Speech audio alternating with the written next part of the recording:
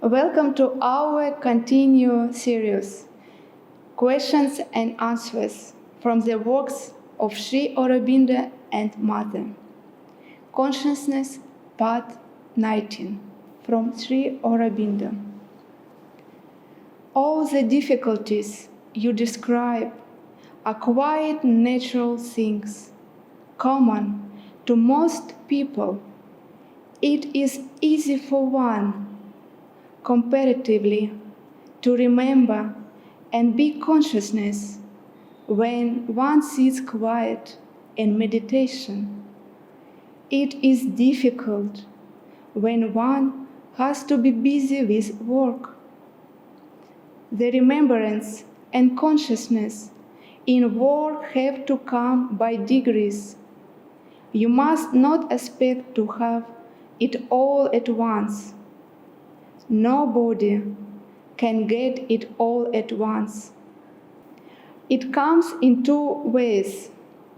First, if one practices remembering the mother and offering the work to her each time one does something, not all the time one is doing, but at the beginning or whenever you can remember, then that slowly becomes easy and habitual to the nature.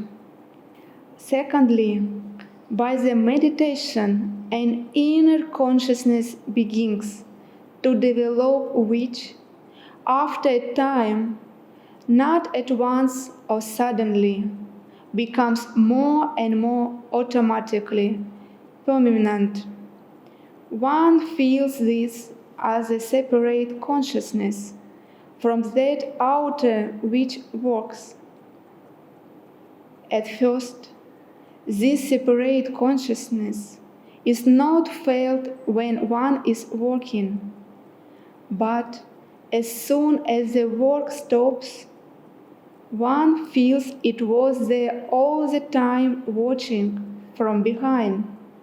Afterwards, it begins to be felt during the work itself, as if there were two parts of oneself, one watching and supporting from behind and remembering the mother and offering to her, and the other doing the work. When this happens, then to work with the true consciousness becomes more and more easy. It is the same with all the rest. It is by the development of the inner consciousness that all the things you speak of will be set right.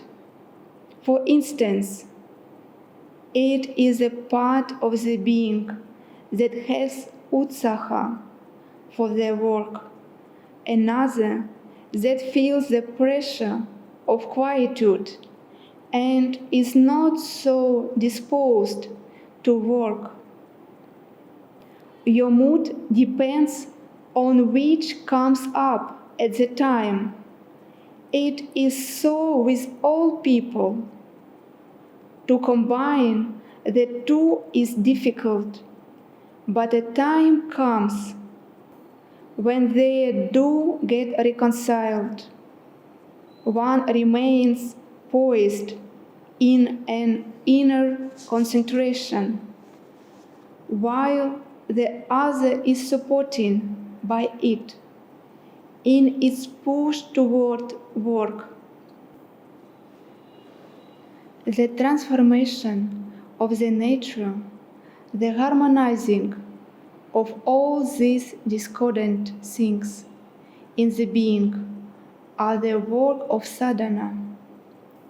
Therefore, you need not to be discouraged by observing these things in you. There is hardly anybody who has not found these things in himself. All this can be arranged by the action of the inner force with the constant consent and call of the sadhak. By himself, he might not be able to do it, but with the divine force working within, all can be done. It is a little difficult at first to combine the inward condition with the attention to the outward work and mingling with others. But the time comes when it is possible for the inner being to be in full union with the Mother, while the action comes out of that concentrated union and is as easily guided in its details, so that some part of the consciousness can attend to everything outside, even be concentrating upon it, and yet feel the inward concentration in the Mother.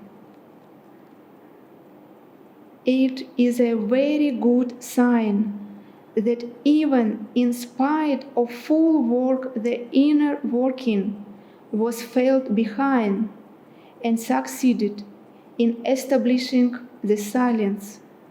A time comes for the sadhak in the end when the consciousness and the deeper experience go on happening, even in full work or in sleep, while speaking, or in any kind of activity. All should be done quietly from within.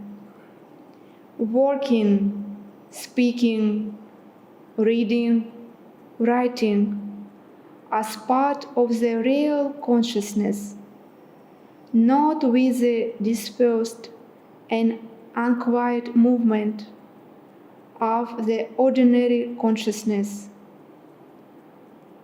The descent is that of the powers of the higher consciousness, which is above the head. It usually descends from center to center till it has occupied the whole being. But at the beginning, the action is very variable. It is only when the peace from above has not only descended, but established itself in the whole system, that there is a continuous action. The descent comes in order to transform the consciousness, but the transformation takes time. It is not done all in a moment.